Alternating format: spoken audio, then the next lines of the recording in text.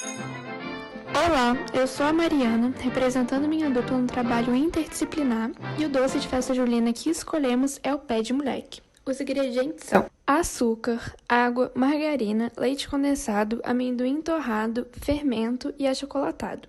A proporção varia de acordo com quantas receitas pretende-se fazer. Por exemplo, para o dobro da receita, basta multiplicar os ingredientes por 2. No preparo, comece fervendo a água e o açúcar e posteriormente adicione a margarina, o leite condensado e o amendoim. O fermento vem para deixar o doce macio e, por fim, o achocolatado para dar a cor.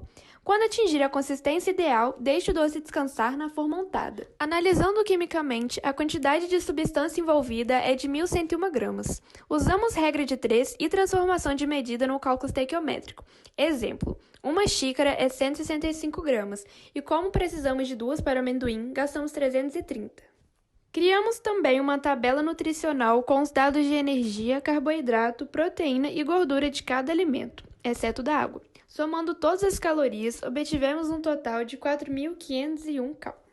1 cal é igual a 4,184 joules. Portanto, analisamos as calorias de cada alimento da receita e fizemos as transformações necessárias para chegar ao total de energia em joules, que foi de 18.781.001 joules. O processo endotérmico analisado foi a absorção do calor do fogo e o exotérmico foi o fermento. Concluímos que a química e a biologia se inserem profundamente no nosso cotidiano e, tendo tais conhecimentos, podemos usá-los em nosso benefício. Agora vamos mostrar o passo a passo. Toca o negócio aí.